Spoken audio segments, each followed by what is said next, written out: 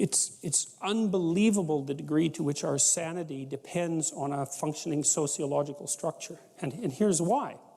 Well, first of all, you kind of need to know what to do every day. You have to have a routine because you're an animal, you know. And, you know, if you have a dog or a cat, dogs are a really good example of this. Dogs like routine. They like to be walked the number of times a day that they're supposed to be walked. And they get quite sick very rapidly if you don't routinize their days. Children are exactly the same way. Now, you can overdo it, right? But still, you know, you need to know approximately when you should get up. It should be approximately the same every day. You need to know approximately when you're going to eat. You need to know what you're going to eat. You need to know who you're going to eat with. You need to know where to buy your food. It's like 80% of your life, 70% of your life, something like that, consists of those things that you do every single day, that you repeat.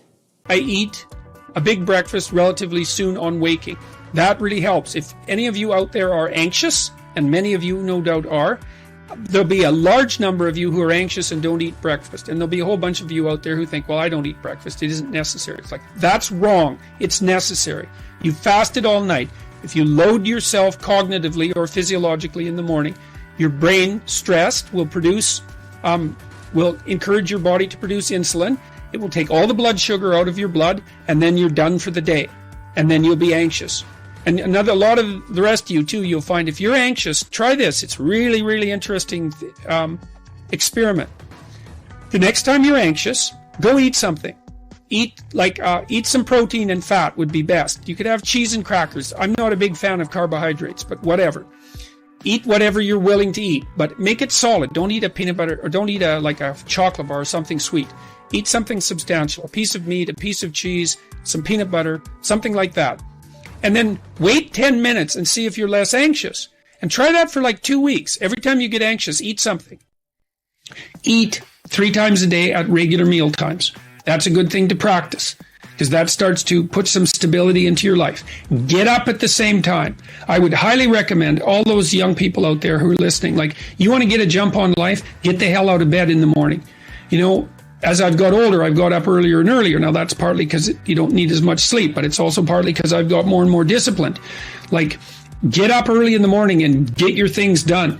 Man, learn to get up at 6 in the morning and you'll be one deadly creature, especially if you can get to work. You'll have half your damn day done by the time other people haul their sorry asses out of bed.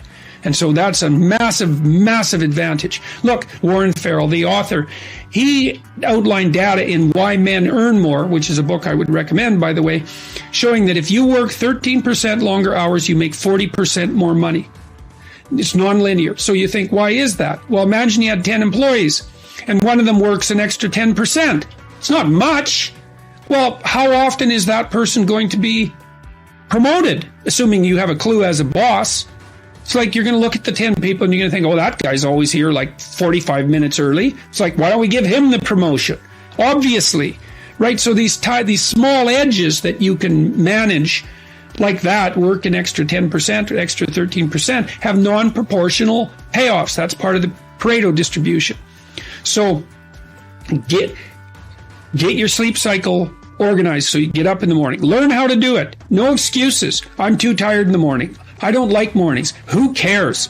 That's not relevant. It's like discipline yourself so you can manage it. Schedule your meals, because that's a good disciplinary routine.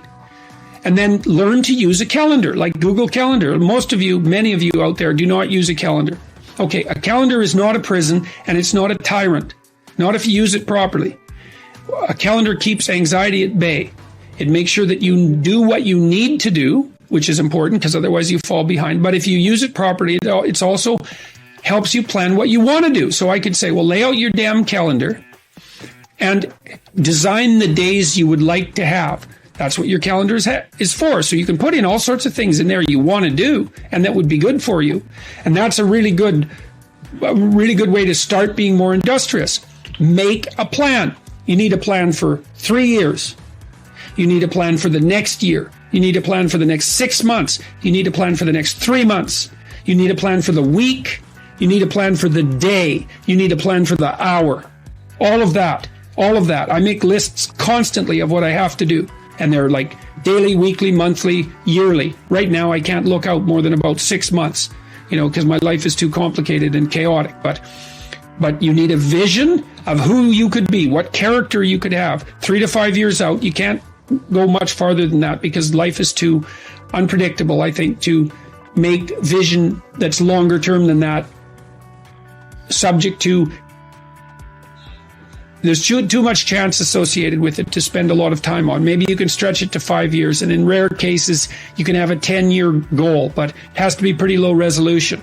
But you want plans at all those levels of resolution. You want to write the things down. And because what are you going to do? You're going to stumble around and get what you need? You're going to stumble around and be useful to other people?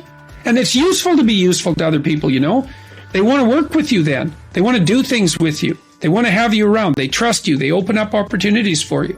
And if you stumble around like you're blind, you're not going to get anywhere. And then you're going to suffer. And then you're going to be bitter. And then you're going to be cruel. So that's hell. That's a bad outcome. What are the most important things that I need to attend to so that I'm in better shape tonight than I was in the morning? And if you ask yourself that question, you know, you have to want the answer, which is rather demanding, let's say. It's another example of orienting yourself properly. So your aim is to get the answer to this question. And your perceptions and your thoughts will organize themselves around that question, and you'll get answers. Like they'll rise up, you know, in that mysterious way that thoughts rise up. And some of them you'll find uncomfortable because your mind will present you with demands to do things that you may have been avoiding or that you find difficult or challenging. But you can train yourself to set yourself a list of tasks for the day that do put you in better shape that night than you were in the morning. It doesn't help to shy away from difficult issues because you're stuck with them. They're not going away. The best you can do is something worthwhile in the face of them. And so you figure out what that worthwhile thing is, and then that gives you, and then you practice implementing that, gives you some character and some strength, and that's the sort of thing that can help transform you into a leader. What you do is actually important, and what you leave undone as well. Both of those things. Like each individual is more significant and has more impact than they think, for better or for worse.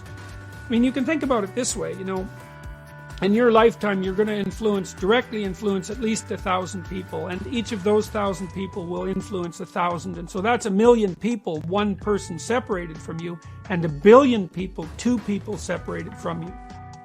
We live in a network, and we're really tightly associated with one another, and if you hold your head high and you confront the future courageously and you put your life together and you develop a integrated and valuable plan and you implement it and you're a trustworthy person, you have an unbelievably positive effect on everything around you.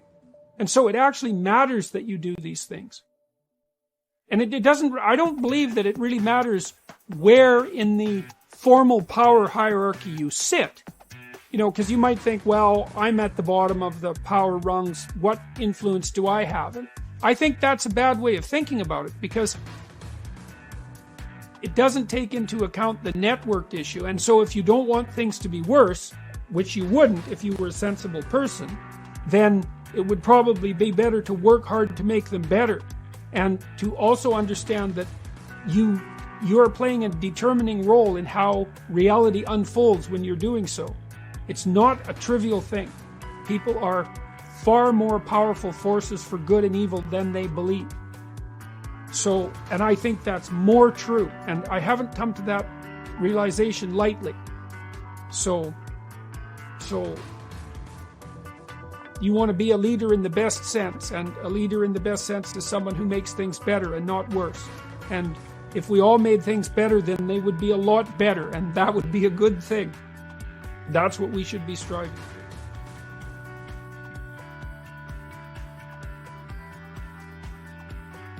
To be precise in your speech does 2 things. It specifies your goal, and it reduces uncertainty. You see what you aim at. And I don't mean that metaphorically. I really don't, because you're a lot more blind than you think. there's a lot of the world that you don't see. You see most of what's in front of you in a very blurry way, like your peripheral vision is extremely low resolution. You see clearly a tiny focal area that's where you're pointing your eyes. And you point your eyes at what you want to pay attention to. And what you want to pay attention to is generally associated with what you want.